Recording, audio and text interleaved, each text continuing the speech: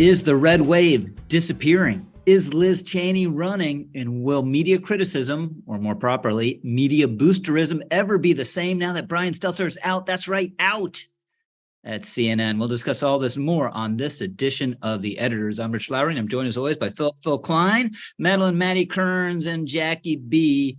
Jack Butler. You are, of course, listening to a National Review podcast. Our sponsors this episode are Tommy John and the new Brad Thor thriller, Rising Tiger. More about all of them in due course. If for some reason you're not already following us on streaming service, you can find us everywhere from Spotify to iTunes. And if you like what you hear here, please consider giving us a glowing 5-star review on iTunes. If you don't like what you hear here, please forget I said anything. So, Phil, we had the tipping point the other day where the Real Clear Politics polling average on the generic congressional ballot is now very slightly decimal points. I'm not looking at it, maybe 0.2, 0.3, but in the Democrats' favor. A couple reputable polls last week or two show Democrats up 4 points, 6 points on the generic congressional ballot. Obviously, this is a change. I wrote a column a couple of weeks ago. Oh, Dobbs isn't making a big difference. Look at the generic ballot. It's exactly where it was prior to Dobbs. But now you actually have had a change in the polling that comes at the same time. You have Republican Senate candidates still struggling. Polls showing Dr. Oz in Pennsylvania down by double digits. Herschel Walker trailing, not massively. I still think he's going to win that race probably. And Blake Masters way down in Arizona. Do you think the red wave is becoming a trickle?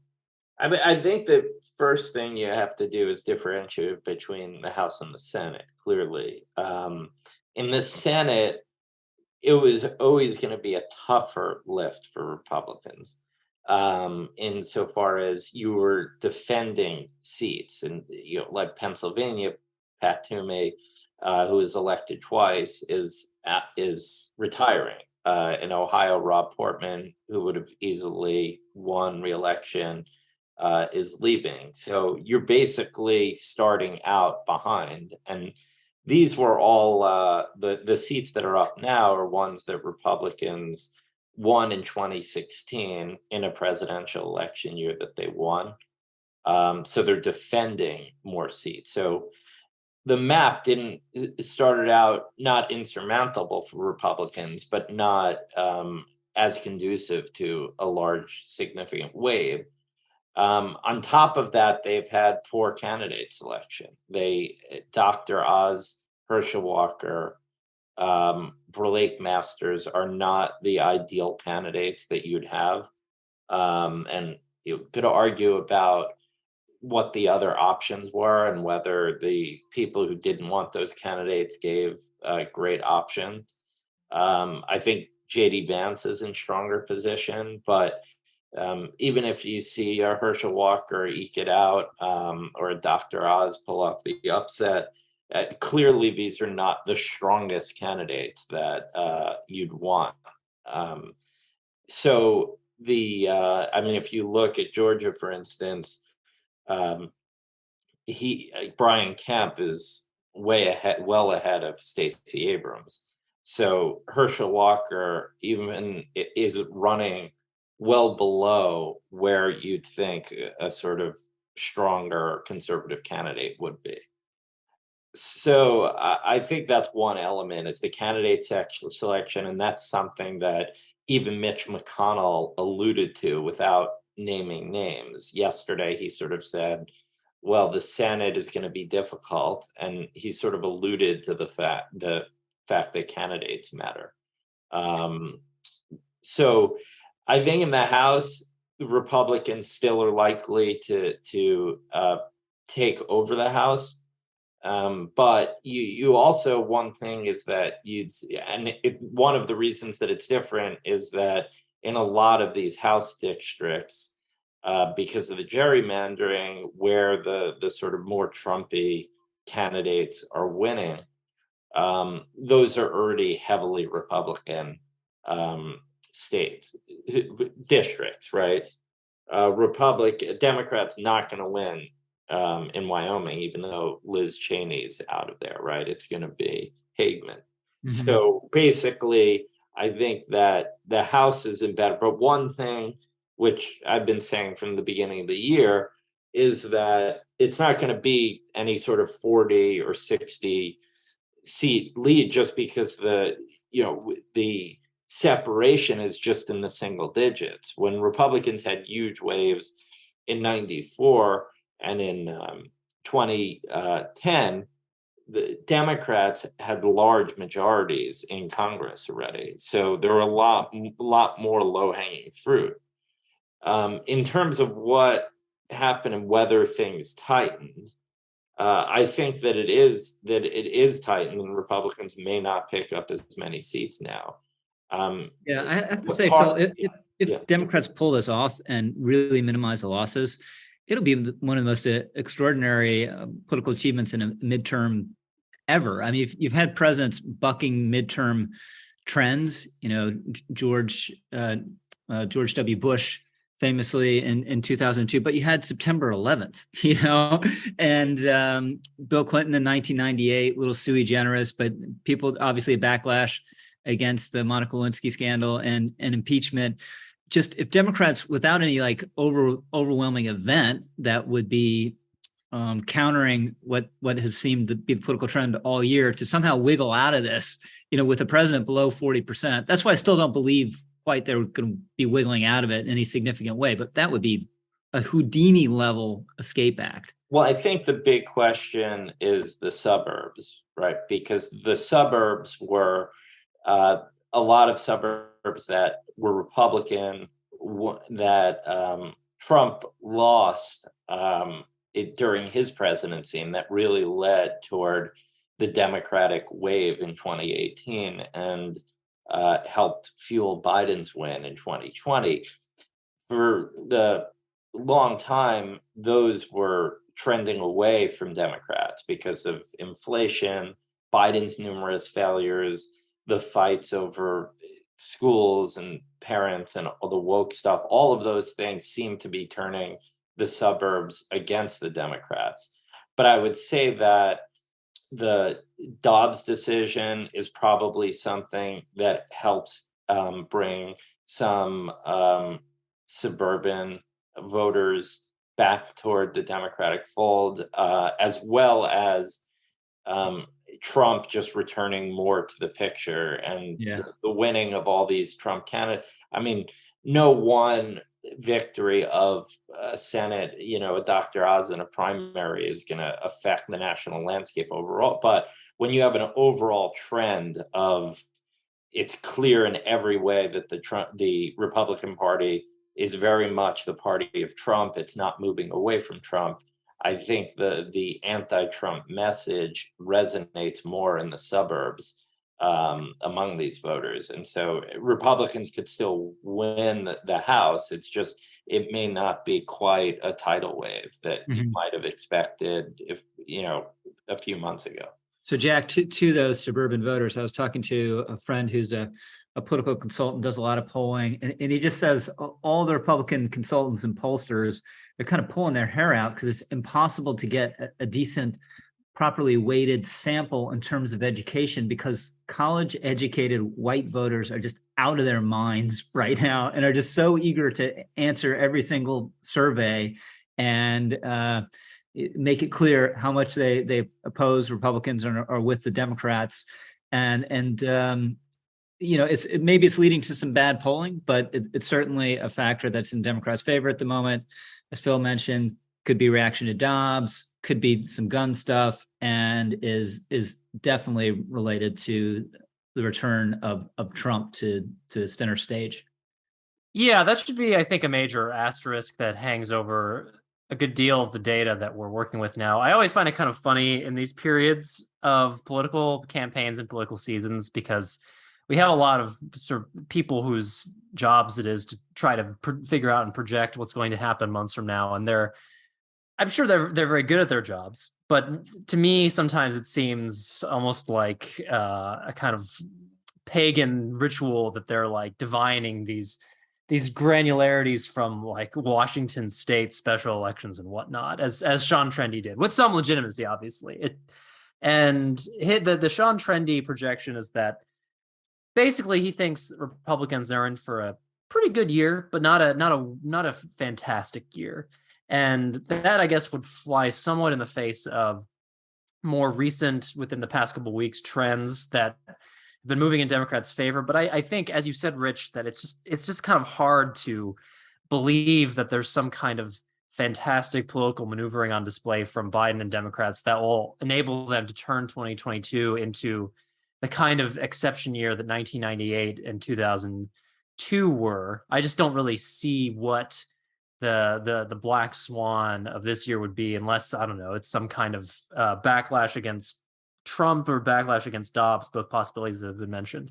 Yeah, I also it's just hard to see. Trump is not a factor in Republicans' favor, obviously, but still, he's not on the ballot. He's not running in either House races or Senate races. Right, and I'd also agree with Phil. It's important to split the picture up here. House looks different from Senate. Senate races, as I think someone on a recent episode of The Editor said, I can't remember who, otherwise I would definitely credit this person. They're kind of like mini presidential races. They can be very particularized, very individualized, and you can have a situation where, like, up to this point, I think it probably won't end up looking like this, but up to this point, the Ohio Senate race is looked kind of like a real race. I mean, this is not something that was expected, but up to this point, polling has shown Tim Ryan and JD Vance more or less even. I think this is probably going to end up not being the case. Ohio is just one of these places that pollsters, like most Americans, frankly, just seem unable to understand or appreciate, I would argue. You need to give our listeners the background that you are an Ohioan. I not only am from Ohio, but I'm in Ohio right now. But as the meme goes, if you've been to a bar, you can do the Charlie Cook anecdotal evidence thing. No, I'm not gonna. I would not pretend to be Charlie Cook in any respect. But yeah, so you have these. Surely you can go to bars. Just because Charlie Cook bars doesn't mean you can't go to bars. Well, I don't know. I mean, that's really his thing. At least his thing is to use it as evidence on this show. That's a pretty big thing to own. Charlie owns going to bars. I mean, I meant in terms of using it as evidence on the show for his various propositions. Got it. Not going to bars per se. I'm pro bar.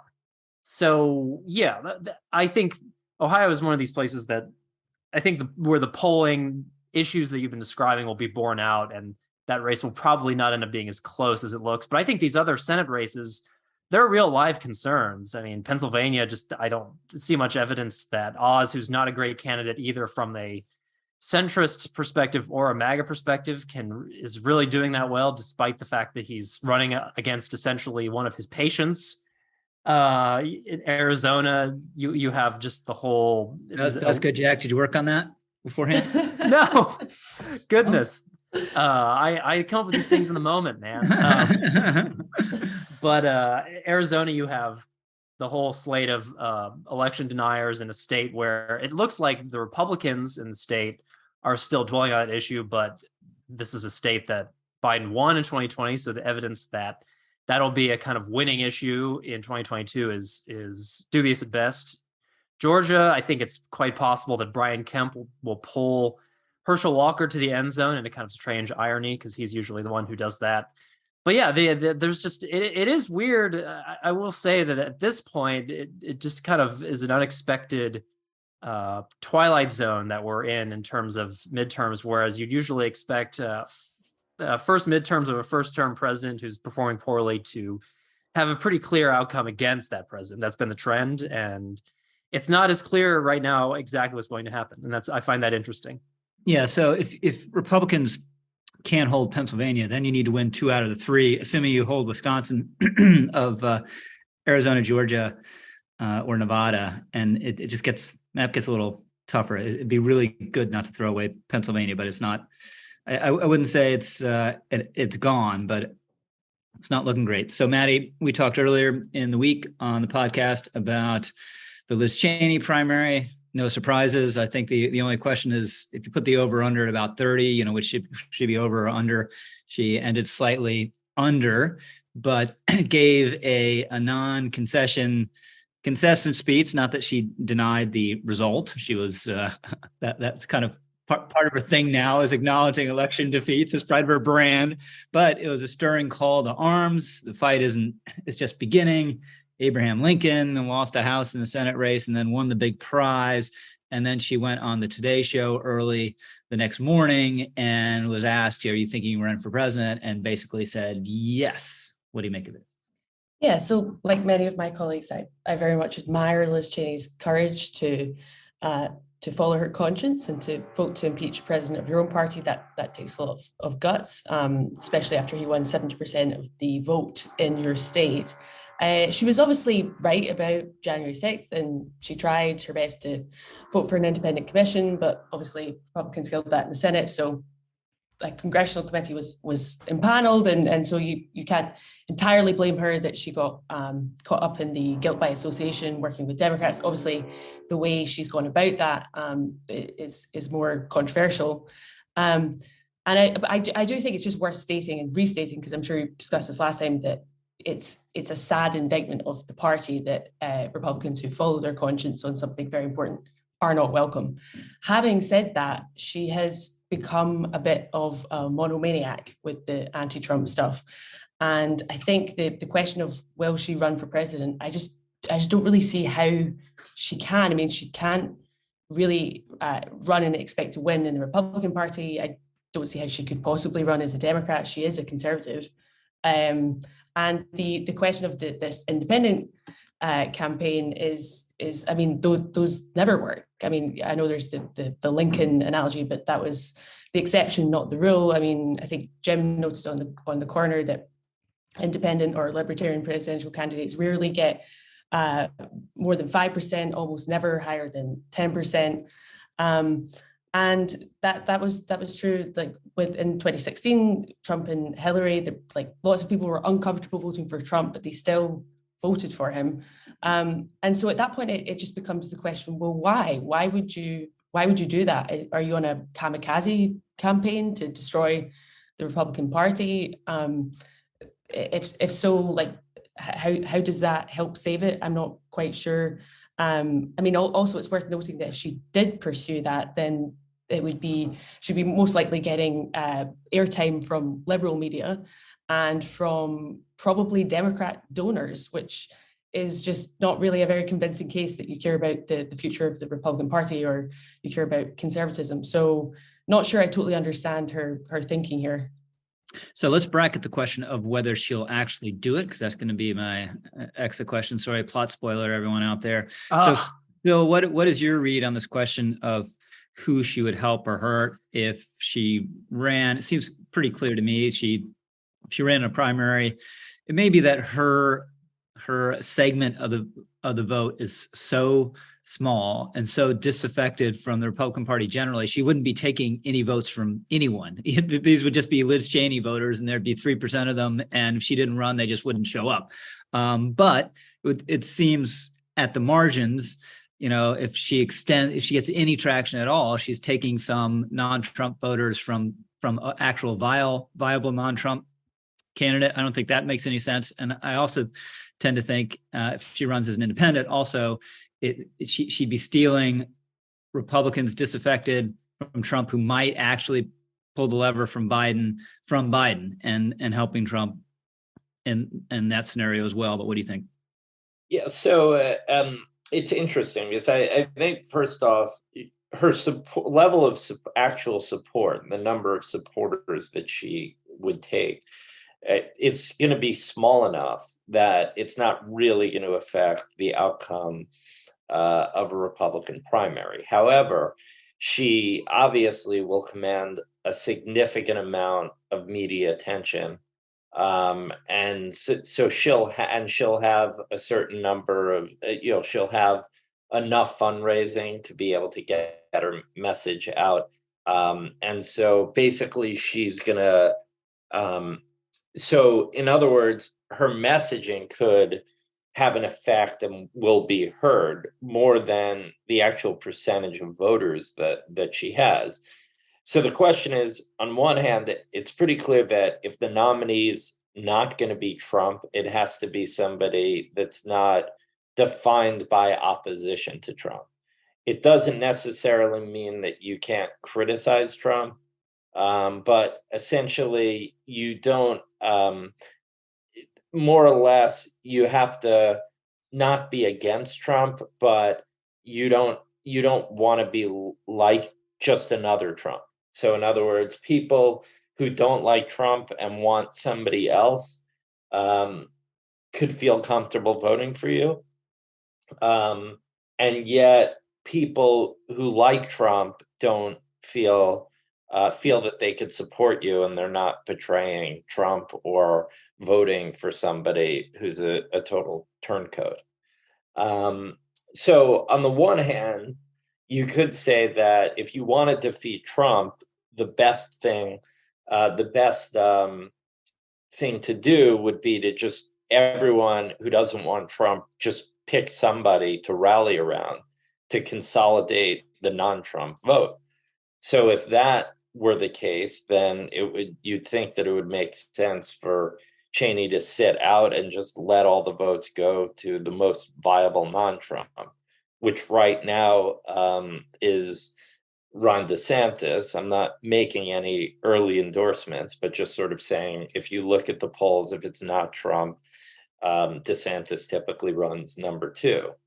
But the flip side of that is that you could see a scenario in which Liz Cheney being in and saying, look, all Republicans are the same, Ron DeSantis is the same as Trump, vote for me, might actually help DeSantis, because by pitting him against Liz Cheney, and he's not in the Liz Cheney wing, it actually could help him by making him seem like he's not part of that wing of the party, and so that people who may not be anti-Trump could still feel comfortable voting for him. And if you're someone like Ron DeSantis going into a theoretical primary against Trump, do you want Liz Cheney's endorsement? Do you want to be out there like campaigning with Liz Cheney and say, look, I've unified the party?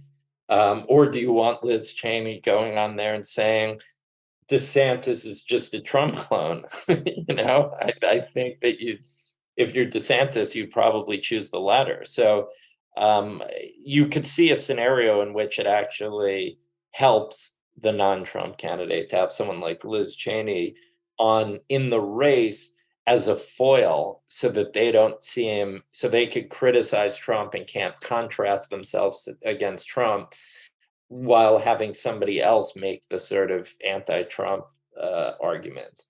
Yeah. So a couple points come to mind just regarding that. One, there's been this wishful political journalism around a potential Cheney run. Ron Brownstein, a very keen guy, very acute analyst, is like, well, there are 20% of voters who don't accept Trump's claims about the elections. Maybe, there's another poll shows maybe it's just 10% that's disaffected. So that's a good pool for Liz Cheney, but it's completely abstracted from the actual Liz Cheney. Even those voters are probably not particularly pleased with the way she's cooperated with the January 6th committee.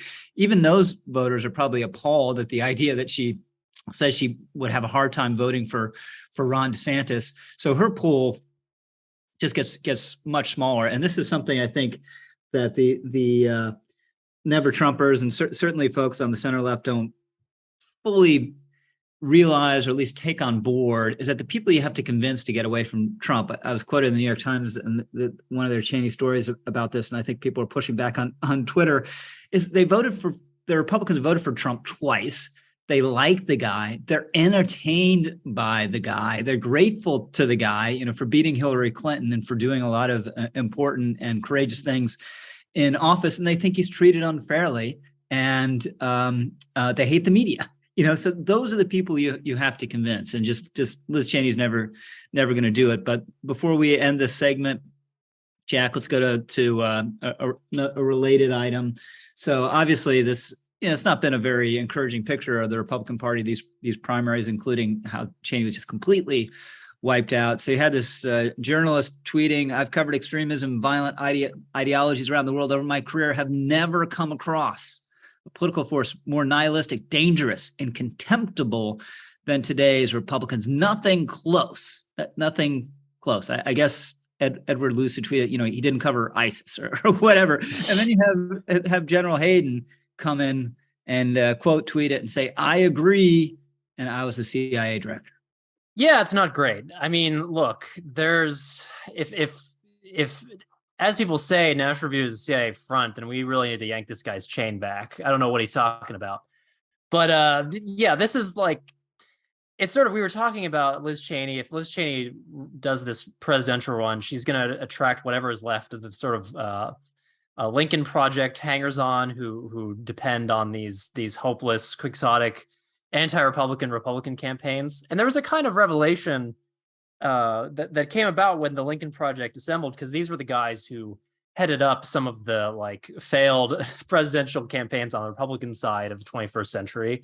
And it turns out they hate Republicans. And that kind of puts those campaigns in perspective. And I feel kind of similarly about this Hayden tweet and revelation. Like, okay, you were in charge of the CIA. Like, what were your priorities when you were in that position? And certainly now, amid growing Republican skepticism of the national security apparatus, this is not helpful. I mean, this creates this perception that basically these intelligence agencies, which I believe are important and do good work, at least ideally they should do good work, are basically being primed to target domestic opposition. And I think this is the kind of thing that will eventually result in a kind of right-wing parallel to the left-wing backlash against these agencies in like the 60s and 70s after MK Ultra and all that stuff came out, and the Church Committee and all that stuff. And depending especially on how certain ongoing matters shake out, I don't think that it will be entirely unjustified for some level of investigation, some level of oversight to snap back on these groups, right. Especially endorsing our church committees. Need some right-wing church committees. I don't know. I mean, look, I'm not endorsing it. I'm just saying, like, it will not be exactly surprising if there is a level of scrutiny applied to these agencies that wouldn't have been before, at least wouldn't have been from the right before. I mean, we have I'm doing my best Michael Brennan Doherty in his absence. I know he would have much stronger feelings about this matter. Amp it up. You got to take it to 11. Yeah, well, I can't. I'm not going to pretend to be Charlie. I'm not going to pretend to be Michael, but I'm just trying to do my best in their stead. Be your own guy. Be your own guy, Jeff. That's right. It's always good advice. So, excellent question to you, Phil Klein. Will Liz Cheney run for president, either in the Republican primaries or as an independent? Yes or no? Yes. I mean, clearly, she wants to be in the mix. She has a message to deliver, and what else is she going to do after she's out of Congress? Jack Butler. Geez. I mean, the driving need by so many people to run for president is one of the blights of our politics, and I probably think that Liz Cheney is going to succumb to it because so many people do, and there's various interest groups that we already know want this to happen so that they can make money off of it. So probably yes. Maddy Kearns? Yeah, I think so. I'm going to make it unanimous. I hope reason prevails here, but once you have the taste, it's hard to give up. She clearly has a taste for electoral politics. There are going to be a lot of people around her telling her to do it. There are going to be countless profiles written, even more than have been written to this point, saying that she's a savior and she needs to do it. And it's going to be a terrible mistake. If she wants to stop Trump, the thing she needs to do is start an independent expenditure campaign attacking, per Phil's point, Ron DeSantis. She needs to do what Democrats did with some of these MAGA candidates running ads. You won't believe how scary X is. He's an unshakable supporter of Donald Trump and his Stop the Steal campaign. She needs to do the same thing. Ron DeSantis is an authoritarian, and I will do everything in my power to stop him as well from gaining the White House. And that might actually help move the ball a little bit in DeSantis's favor, which, again, based on the polling at the moment, would be the most important thing you could do to stop Donald Trump. With that, let's hear from our first sponsor this episode, Tommy John Underwear. Is the summer heat melting your ice cube? Stay frosty where it counts, and brand new Tommy John Underwear, because when you wear Tommy John, you're that much cooler, so you can do everything better thanks to breathable, lightweight fabric with 4 times the stretch. of competing brands. With dozens of comfort innovations, Tommy John will keep you looking and feeling cool all season long, from lounging at home to summertime fun. That's why Tommy John doesn't have customers. They have fanatics. With over 17 million pairs sold, people love their Tommy John underwear and loungewear. And Tommy John doesn't just make you feel cooler. You actually are cooler. Stay up to 7 degrees cooler. That's 7 degrees. Than cotton and Tommy John's Apollo underwear. Plus, there's no risk because you're covered with Tommy John's best pair you'll ever wear, or it's free guarantee. Shop TommyJohn.com/editors right now for 20% off. That's 20% off your first order. Again, 20% off right now at TommyJohn.com/editors. That's TommyJohn.com/editors. Please check it out and see the site for details. So, Jack, an epic moment in the history of television broadcasting, an era came to its end when we heard yesterday, we're recording late Friday morning here, that Brian Stelter show was getting canceled at CNN. I have to say, I found some of the Twitter mockery, amusing, but, it is a guy losing his job. So you have to have a touch of compassion. But of course, Stelter just represented kind of the worst sort of self-adoring media figure. He ran a show that was supposed to be blowing the whistle on media excesses and wrongdoing. And it was a show basically just about Fox News. He bought every single line of conventional wisdom such that he himself became a exemplar of misinformation, because everything he got was from within the bubble. And having been around the block a few times and done various political shows and various cable networks, just a lot of these places, you go into the green room and just boom, you just feel this force field of conventional wisdom dragging you in. And if that's, you basically never leave that green room, or metaphorically, even when you're going to events and conferences, it's all basically the same people you encounter in that green room. You will lose perspective. You will become poorly informed, no matter how much you're reading or talking to people. And you will, if you hold yourself up as an independent thinker and mind, you will become a joke. And that's what happened to Brian Stelter. That's right. So that's in fact the reason I'm in Ohio right now and away from green rooms. Rich, a brief confession: I have never watched Brian Stelter's show. I, in fact, don't really watch CNN ever, except when I'm sort of forced to by the omnipresence of CNN on TVs and airports. I'm convinced that these are a considerable portion of CNN's ratings, but I have not looked into this, but I think that it's probably the case. But yeah, I mean, you basically have it down. The Stelter model. The only familiarity I have with the content is the stuff that ends up being circulated on Twitter. I think some of it as like originally meant as kind of like, wow, this is amazing content from Stelter world, but rarely does it turn out that way, because as you said, it's just kind of the distilled essence of conventional wisdom, opinion laundering that Stelter represented in his programming. It's just there's none of these segments that I saw was interesting or unique or unconventional in any way. It was just basically a guy pretending he's not a man of the left, trying to apply this patina of objectivity on what essentially amounts to criticism of Fox, criticism of conservatives, criticism of Republicans.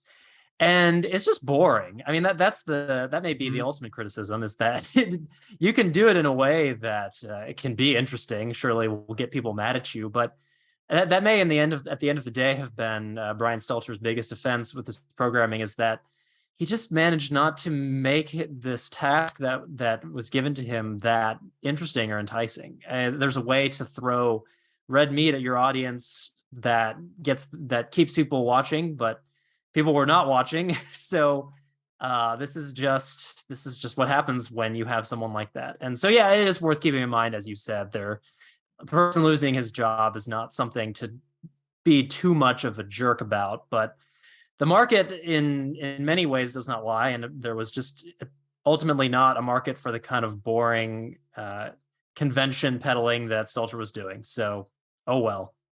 Yeah. So, Maddy, it's very much like the BBC, where you have these self-appointed gatekeepers for objectivity that have zero self-awareness, zero awareness of their own biases, and very often are boring. They are missing out on the prime directive of journalism, which is to be interesting. And this is one of the insights of Tucker Carlson, right? Is I'm going to reject all that, and it's going to be fun and interesting, right? And he might go too far. There's been I've seen the ads for he has a special, I think, on the Fox streaming about cattle mutilation, right? Hey, that's interesting stuff, Rich. Don't it is like that. And the same thing going all the way and talking about UFOs. So I'm just going to do. Now we're talking. Yeah, I'm going to do everything that's considered crazy, and these other people would never get within 10 feet up. But you shouldn't have to go all the way over there just to be interesting. And the fact is, kind of the Brian Stelters of the world, as Jack points out, are just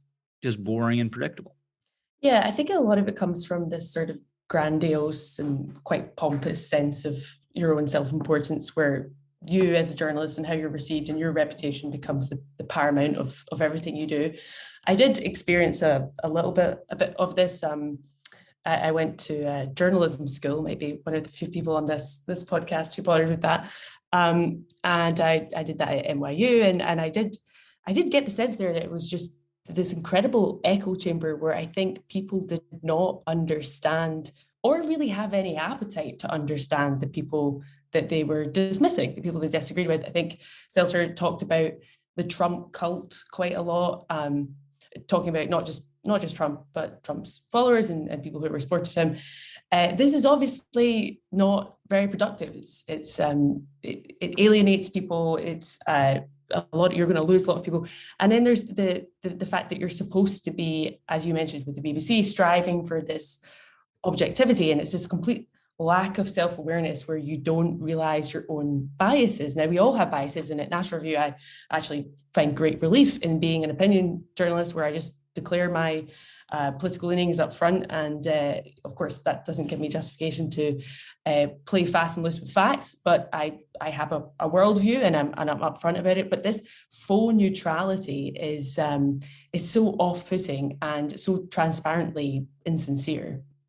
So I didn't realize you have a journalism degree from NYU? I do, yeah. It's a master's. Wow. But it's sort of telling that I didn't know that. Like when you're bringing it on, that wasn't even a factor. No, I actually regret announcing it on this podcast. Keep it pretty quiet. A while to regain your. Well, I have a journalism degree too from Columbia. So. Oh, you do? Okay. So is Jack the only panelist here who doesn't have a journalism degree? I have a journalism minor from Hillsdale College. Oh my gosh, Jack, you're unqualified. So, Phil, what do you make of Brian's demise of Brian's Stelter show? Well, I think it's interesting. It's basically Stelter. He represented or was sort of became to be representative of the certain view that's been pushed by the left increasingly since 2016, that the old style of objective journalism where you try to present both sides of an argument is inadequate to cover the modern Republican Party, because in a situation in which you have one fascist rogue party and one normal party, you can't cover kind of both sides. And a lot of this really gained traction after the 2016 election. And liberals said, the whole but her emails mocking stuff, the idea that, well, how dare you try to cover any story of Hillary Clinton critically when, Trump is out there, and it makes it seem like Trump and Hillary are equally bad when, Trump is the epitome of all evil in the world. And so basically what happens is when you start off with that as your premise, you end up becoming really embarrassing because you basically latch on to whatever the hot new thing is that you think is going to get Trump. And perhaps the most embarrassing moment was when he was really pumping up Michael Avenatti. I mean, there was a time when people thought Michael Avenatti the corrupt lawyer with pushing the Stormy Daniels stuff was somehow going to take down Trump. And during this moment of peak Avenatti, he had Avenatti on and said, one reason why I'm taking you seriously as a contender for the presidency is because of your presence on cable news, which one is ridiculous because it kind of gets at the point I'm trying to make and the point Maddy was making, which is that one, it's completely absurd that you're so anti-Trump, you get sucked into this guy who everyone from a mile away could spot was an, corrupt, ambulance chasing type of lawyer, right? And then, but at the second degree, it also gets to Maddy's point about the self-importance, the idea that like Avenatti's on cable news a lot, so somehow that's going to translate into a presidential run. Really not understanding what Trump's appeal was to people. Like, you don't have to like Trump to understand that his appeal, not everybody who had a successful reality show, it could just become president. And so basically, and at the end of the day, it was boring, as you say, it was boring television.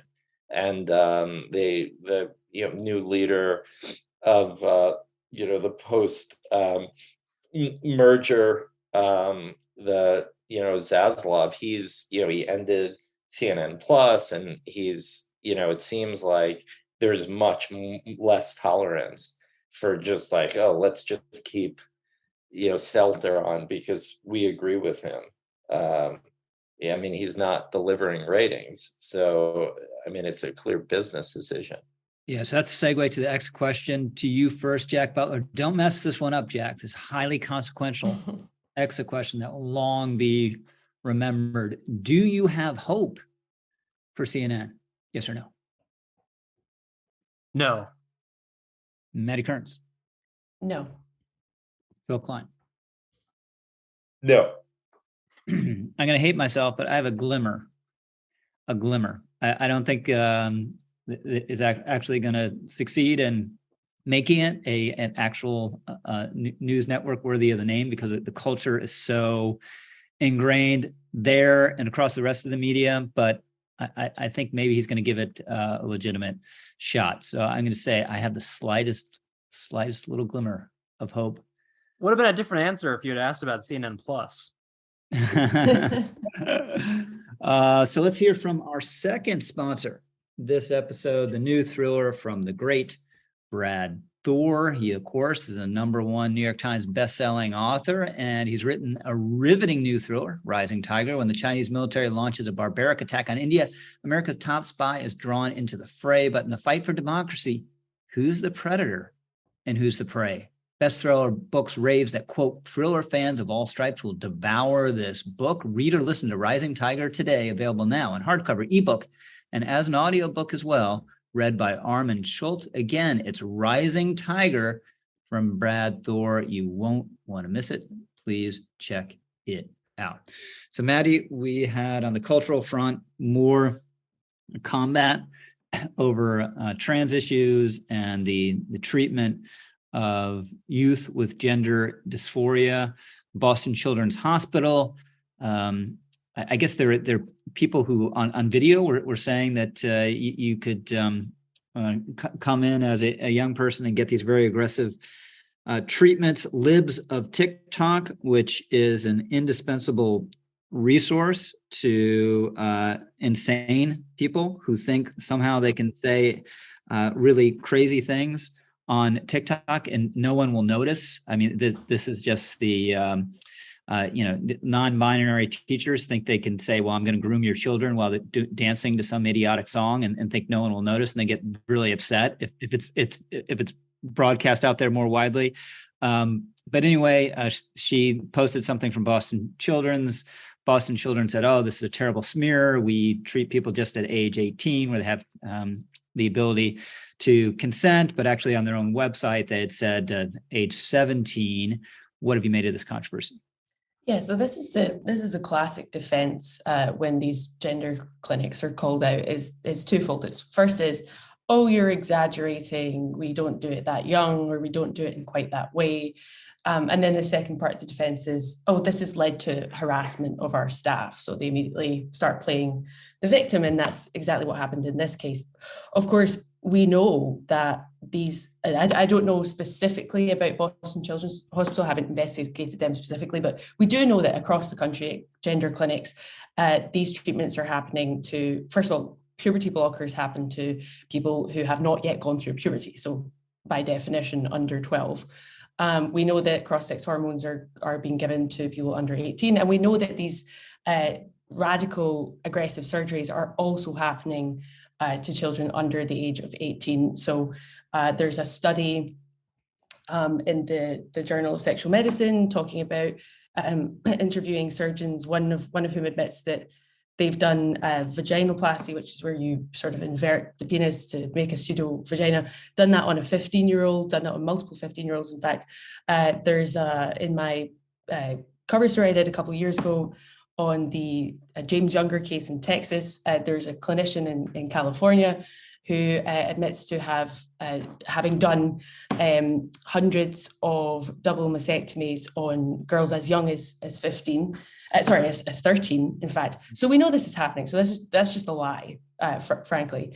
But this idea that they're the victim and this is causing harassment of their staff. Obviously, there's no excuse for people engaging in violence, but there's not actually any evidence that that's what people are doing. What people are doing is saying, what on earth are you doing? What's going on? Some people are organizing protests, as is their right. And they're right to be angry about this. They're right to be protesting this. This is a horrible experiment. And it's just getting more and more insane. The other thing that happens with the clinical activist community is they deny all of the red flags. They just say that's not a thing, that's right-wing misinformation. The most recent example of this was a study, I'm doing air quotes, which you can't see, but a study in the American Academy of Pediatrics flagship journal by the clinical activist Jack Turbin. And this study claimed to have debunked the idea that social and pure contagion were an influence in trans identification, and therefore we can stop worrying about that and stop using that as an argument to be cautious about this so-called gender affirming care. Of course, his study proved absolutely no such thing. First of all, it relied on sex-specific data, which wasn't able to be verified. The CDC even said, we actually aren't sure which kids in this survey were meaning sex as in the sex that was observed at birth or meaning gender identity. So the whole thing doesn't make sense. But even if, let's just say, even if he had proven that it was mostly males and not mostly females identifying as transgender, that does not rule out social or pure contagion. Why would you not investigate that? Why would you not investigate that, especially when across the world, in the UK and across Europe, we've seen the same thing happen. We've seen more and more kids identifying as transgender, seeking out these surgeries. Europe are moving in a more cautious direction. Why would you not do the same thing? So yeah, it's just yet more evidence that the US is headed down this path. Yeah, it's just as someone who does not follow this issue particularly closely, and my hat's off to you again for following it so closely and reading about things that are just horrifying, and the natural instincts want to turn away and not deal with them. But it just seems obvious there's a social contagion. You know, when we had the Disney blow up, and there was the video of the high-level Disney executive saying, you know, hey, I get it. I have a transgender and an asexual child. Like, what are the odds? We have a former colleague who had a friend whose family, or maybe a family friend, they had lives out in Marin County or someplace like that, 3 transgender kids. Like, what are the odds? It's just, it's impossible. As we've talked about this a little bit before, either throughout all of human history, there have just been massive numbers of transgender people who haven't been able to express it in any way because of the social pressure. And now suddenly, you know, we're getting the true number of transgender people, or there's something going on where this is being encouraged, and you would think that would be the natural result. You encourage impressionable people to think this way, and they think this way. Yeah, exactly. And actually, that was the very same point that Bill Maher, of all people, raised on his show. He said, look, if this is biologically innate, why is it regional? Why are we seeing way more in California than we're seeing in Ohio? We've also seen this, I think Abigail Schreier drew attention to this in her book, Irreversible Damage, where she's saying there's certain schools where sort of like 10 to 15% of the class identify as transgender. And the reason that the social influence question is particularly relevant to adolescent females is that gender dysphoria used to be very, very rare, and it used to be evident from very, very young, small boys from a young age. And then all of a sudden, about 5 years ago, you saw these huge spikes in adolescent females with no history of gender dysphoria, usually with a history of something else, for example, autism or eating disorders or things like that. But in their teenage years, just suddenly saying, I'm trans, and parents being very confused about that. And obviously, at that point, any sensible adult, any sensible clinician would do two things. They would first find out why is this happening? And then they would not rush into any wildly experimental, life-altering treatment. These are just two basic, obvious things. And what we're seeing from the gender clinicians is the precise opposite. No, we do not need to investigate this. Shut down all discussion. Anybody who raises any of these concerns is transphobic. And absolutely, let's just press the nuclear button here and have these hysterectomies, which is what Boston Children's Hospital is offering. Let's get them on testosterone. Planned Parenthood do that with a first visit. You can get testosterone on a first visit.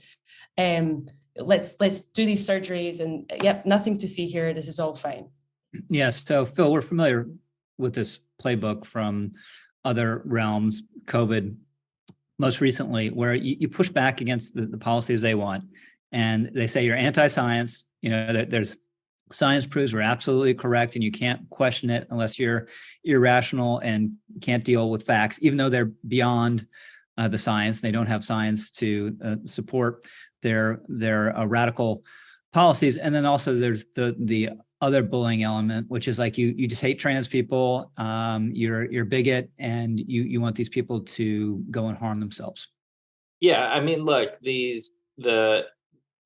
see that basically all of these people, all of these institutions are sort of buying in and adopting this. I mean, in the case of hospitals, these various trans therapies, these various genital mutilation surgeries, and all the stuff they're doing, those are highly profitable for them. If this is a growth center for hospitals, and all of the various bodies of, like the American Academy of Pediatrics and so forth, are corrupted and embrace the same woke ideology, either because they're afraid to say something different, or because they're just part of the same educational system. They come out of the same system. So then what happens is, if you're critical of it, and if you say what common sense tells you is true, that a 4-year-old girl who decides to play with a toolbox is not suddenly mean that they're really a boy. If you just sort of say that, suddenly you're spreading misinformation. You're you're not compassionate. You're like some sort of Neanderthal.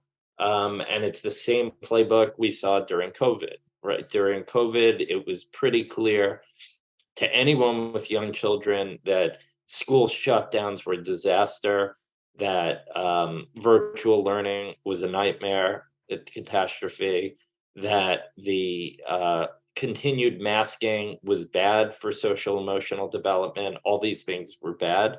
And at the time, the message was kids were resilient, that it's fine, they can deal with all of this stuff.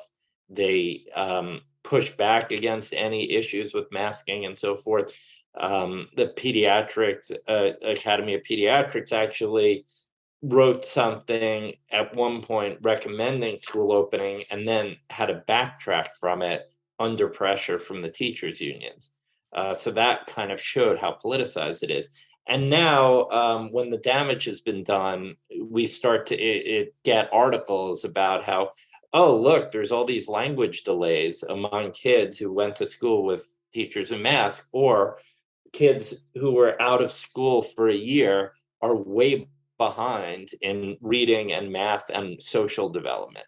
All of the stuff that we were saying at the time, we were spreading misinformation, we wanted to have people killed, all turned out to be true. So I think that it's very important, and it's very clear that these people have zero credibility with anyone. And I think COVID changed a lot. And a lot of people, parents, just aren't going to be bullied and intimidated by people with a lab coat. Jack Butler. So when I think about this issue, I try to remain kind of optimistic about things generally as best as I can, because I think spiraling into pessimism about the country and its future is a dangerous thing. But it is kind of overwhelming to think about the network of institutions and individuals and all the money behind promoting this trans insanity. Besides Maddy, you've had, among others, Helen Joyce and Jennifer Bilek write about just how much resources are being committed to this, and just how many institutions have been captured by it. And the other thing that makes me pessimistic is that, as I think you mentioned on the episode of The Editors on which this was discussed, the Josh Hawley sort of colloquy with that Stanford professor about the women getting pregnant. Like, it's just really, it's a really depressing thing when people are just arguing over fundamentally different cosmologies, essentially, or anthropologies. Because that, I think, is what's going on here. But I think in my pessimism is also kind of optimism, because here, this is basically the left in this area is running up against a fundamental biological reality. And I think it is acquiring resistance to this that differs in kind from previous victories it has had, despite the left's attempt to treat this issue the same way as it did in winning those victories. And I think that eventually, I have a kind of long-run optimism about this. I mean, the Tavistock thing is a good example, as was discussed last week. Eventually, this comparison, which I think Maddy, among others, have made between the prevalence of these kind of surgeries on children and lobotomies in the 20th century. Like, the lobotomy was at one point like the cutting edge of science, and now we look back on it and we just recoil in horror. Like, we were taking chunks out of people's brains, sometimes literally with ice picks, to cure them of insanity. Like, that are you serious? But at the time, and if you go back even further to the eugenics craze that like Catholicism and Catholics at the time were some of the only cultural forces standing in the way of, and they were being cast as fools, as retrogrades by all the leading lights of their day. I mean, there were multiple like eugenics organizations. I remember going around in a town in North Carolina a couple years ago, and just sort of walking by a building that was marked as what used to be the state's eugenics clinic. Like, what? These things seem ridiculous to us in hindsight, but we have the misfortune of being stuck in this moment. And I think that the aspiration of conservatives, and not necessarily just conservatives, because as Maddy has documented, this is not simply a right-left issue, even though I've been using language of that kind up to this point in my remarks. The goal should be to escape this moment. And I think that is a long-term possibility, but it's going to take a lot of work. But I think that something like a backlash is beginning in certain places, and that we should work to magnify that and elevate that to the best of our ability. So, Maddy Kearns, next question to you.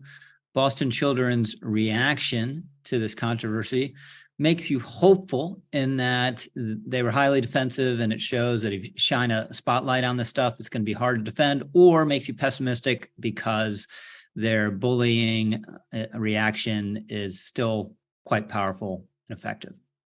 I'd say it makes me pessimistic, and the only thing that would make me optimistic at this point is if we have established, in the context of the US, we have established standards of care that put evidence first and say you can't do things that are experimental because these kids are not capable of consent. And we're very far away from that, unfortunately. Phil Klein.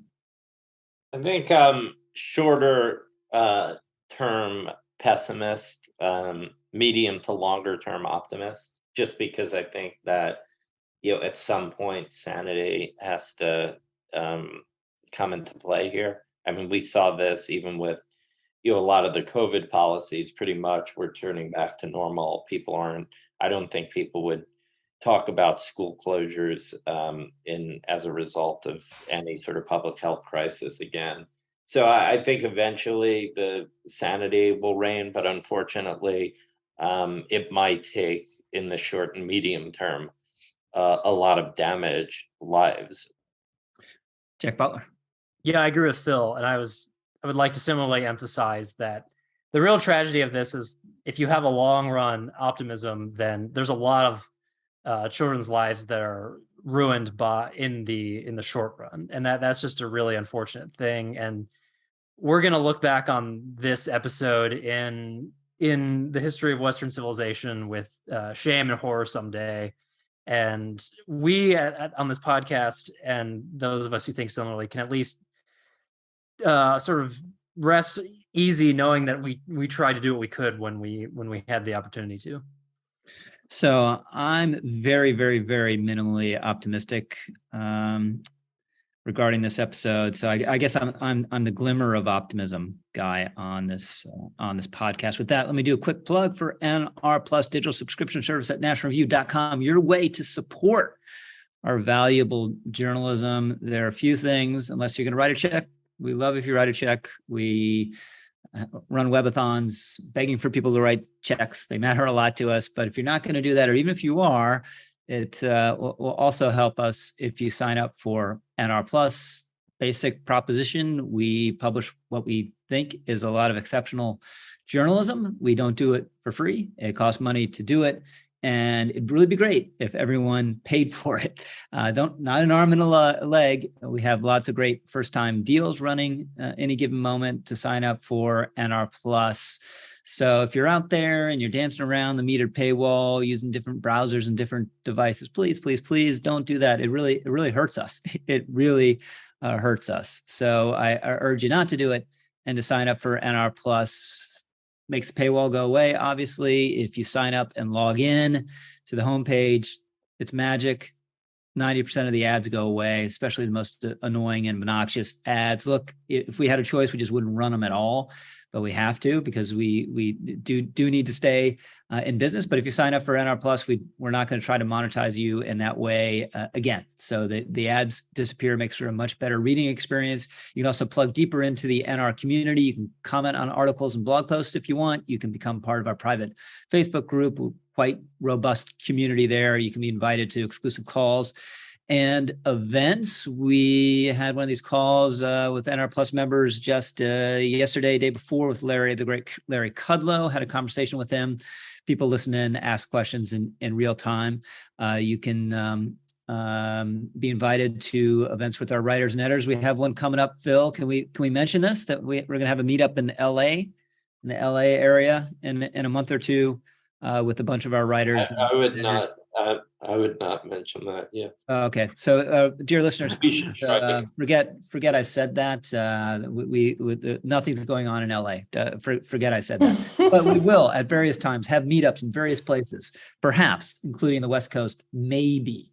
But I think I let the cat out of the bag in that respect. So, regardless, please sign up for NR Plus, and let's hit a few other things before we go. Jack Butler, you like going to random gas stations?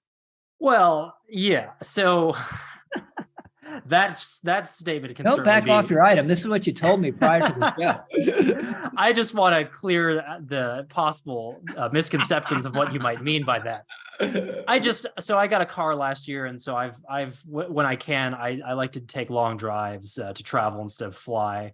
And I just drove from DC to Ohio a couple days ago, and I just enjoy pulling off of whatever highway I happen to be onto and just seeing what gas station I end up at. And there's something about the gas station stop in the middle of a long drive that I find very charming and romantic and reflective of America's sprawling and variegated nature. And there's also something about the gas stations themselves that reflects the kind of transient ethos of America, where you can just basically get in a car and go anywhere and find something interesting in this great, fantastic country of ours. So, Jack, we had this discussion prior to recording, and forgive me, I didn't mean to suggest anything the way I put that. No one did get the wrong idea. But what constitutes a random gas? Who doesn't stop at random gas stations when you need gas and you're driving somewhere? Unless you're like, I'm going to Exxon gas stations no matter what. Like every gas station's random. So what you're basically saying is you like stopping at gas stations. Yes, I mean any gas station I stop at becomes random by my having stopped at it. Got it. So I was on a trip in Virginia a month or so ago and stopped at a random gas station. And it was pretty high in the randomness scale because it was, if I remember correctly, pretty clearly an independent operation. And there was a guy sitting out in front with bare feet. And I went in and I took her to be the proprietor, but a very kind of salty older woman. And I asked, so how gas prices treating you, can you believe what Biden's saying? And she said, yeah, no, gas prices are a little better now they're going down, which just shows that the idea that these stations are gouging people or delighted with high prices is completely counter to reality. And then she was trying to explain, I forget what it was. She was trying to explain to me how to work something with the pump. There was something slightly complicated, and she quickly got the impression I was a city slicker and I might not be able to figure it out. So she asked the gentleman with the bare feet to come over to the pump and help me figure this thing out. So that it was a random gas station experience that you would have envied, Jack. It sure sounds like it. So are you aware of the famous Edward Hopper gas station painting? That I'm not sure. This is Nighthawk guy, right? Yeah. You got to look it up. You should make it make it your screensaver or something, because it's this transient spirit that and the Americanness of a gas station is captured by this semi-famous painting. Art recommendations on the Editor's Podcast. Thank you. Yes. So Phil Klein, you discovered something useful on Twitter of all places. Yeah, it's actually shocking. But the other day I saw a video of somebody taking Chick-fil-A chicken strips, mixing it together with their buffalo sauce and some honey, shaking it together, and then dipping it in creating sort of honey barbecue, honey buffalo wings, boneless, and then dipping it in ranch. And then I tried it out last night. I was inspired. I could get the image out of my head. I tried it, and it delivered. It was really great. And Maddy, you're back in New York City and have had to relearn elevator culture. Yeah, so I've forgotten you spend a lot of time in elevators in New York, and there's a real sweet spot depending on how far you've got to travel about conversation. If you're going to the third or fourth floor, you probably just want to say hi and smile and nod and then look forward. And if you're going higher, or you have the sense that the person's going to the same floor as you, maybe the 17th floor, for example, you might say, oh, how are you? Or make some comment on the weather. But anyway, it's something I'm having to sort of relearn. I've got it wrong a couple of times. It's been slightly awkward. So yeah, I just always thought you just stood in the furthest corner. Have you had time for any pitches, Maddy? Elevator pitches? No. In the pre-COVID days, it was like, who do I need to elbow to get into this jammed elevator? So I don't have to wait for the next one. Yeah, if only more of our NR colleagues were going into the office, then I could pitch you, Phil, for example, in the elevator, on the way to the office, but sadly not. So, as longtime listeners know, I'm a fan of the summer and not a fan of any other season. Well, I like the spring because it means summer is coming, but you can feel it now already in the Northeast. Like a week or so ago, began to notice the leaves coming down, just a few. And I posted something on Twitter. This can't be happening, with an image, and people are like, oh, there's climate change. There's a drought in the Northeast. No, this is what happens by by late August. You can feel it coming. And it just like last weekend, I could hear it. There's a certain like late summer sound where they still got the buzz, but there's a sort of different resonance to it in the air where you can tell the world is dying. And it's going to happen. People will have some glorious days in September and October, but everything's dying, and it's going to be 20 degrees before you know it. And eventually, we have hope, and the world will be made anew again. But I hate to break it to you, it's happening. With that, it's time for our editor's picks. Maddy Kearns, what's your pick? My pick is Caroline Downey's The Compromised Research of the Media's Favorite Child Gender Transition Advocate. I think Caroline's a really talented reporter and is so diligent with the facts and being clear, but she's also very brave to write about this particular individual because he is very, very nasty. So I just want to say it's a great report and I'm glad she wrote it. Jack Butler, what's your pick? Well, one of the many powers afforded to me as submissions editor of the website is the ability to look into the future. And so I know that Dan McLaughlin is going to have published a piece this weekend called The New Republicanism. And it's meant to be, he means by this smaller republicanism, but because of our website headline formatting, it will be a capital R. But he means the resurgence of a kind of early or late 18th, early 19th century Republican virtue in modern politics. And Dan, with his excellent command of history, sort of examines what this meant to the founding era and what this means to the sort of the current Republican Party and what the benefits and potential drawbacks of this ethos are. So you all have that to look forward to this weekend. Awesome. Phil Klein, what's your pick? I want to pick something by Brittany Bernstein, which the headline is Big City Public Schools Struggle with Declining Enrollment Post-Pandemic. And it's just a good look about cities like Los Angeles and New York, significant staggering drops in enrollment. New York City lost 43,000 students.